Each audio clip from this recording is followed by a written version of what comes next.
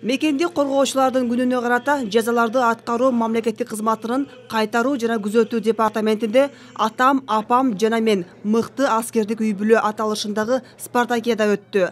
Ага департаменттин бардык бөлөктөрүнөн келген 13 үй бүлөлүк команда катышты. Мелдештин жүрүшүндө ар бир тайпанын курамында ата энеси жана 5 жаштан 12 жашка чейинки бир баласы чуркоо, секирүү, топту айлантуу сыяктуу спорттук оюндарда күч сынашты. Баш байгеге жеңил автоунаа, андан кийинки жеңүүчүлөргө кызыктыруучу сыйлыктар коюлду. Иш-чара быйыл 6-жылы уюштурулду.